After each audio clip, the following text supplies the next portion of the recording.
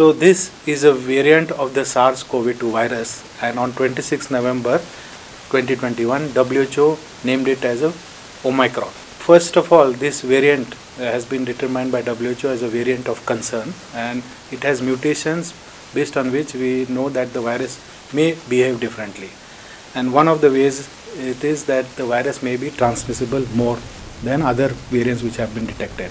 But it is still not clear whether Omicron is more transmissible, that it is more easily spread from person to person.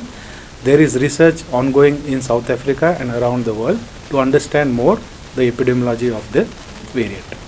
COVID-19 vaccines protect against severe disease and death. Okay, and WHO is working with all the technical partners to understand the potential impact of this variant on vaccines, whether it is effective on vaccines or not. So those studies are ongoing, and we will know in a couple of weeks whether the variant will escape the vaccines.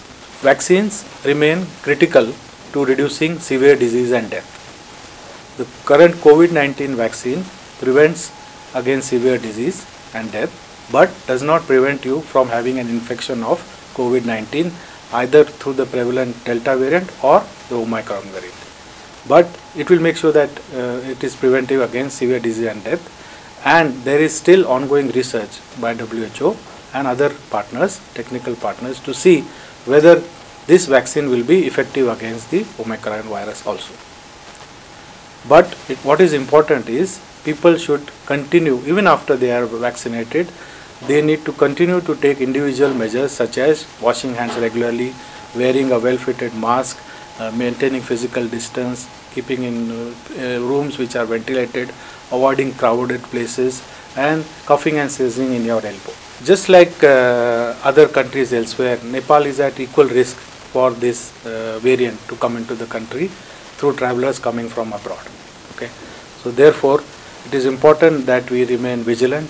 We ensure that we do testing properly, and gene sequencing capacity is increased and gene sequencing is done here. That's number one.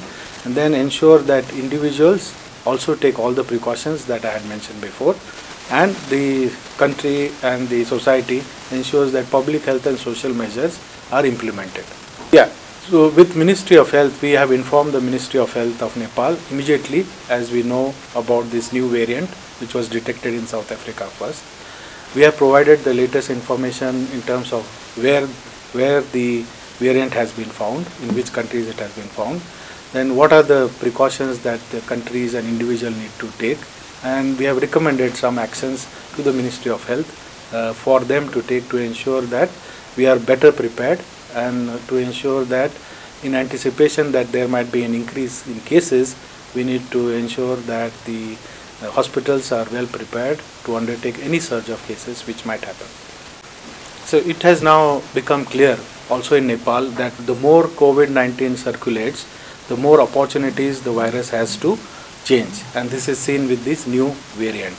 Therefore, it is of utmost importance that people can do is to reduce the risk of the exposure to the virus.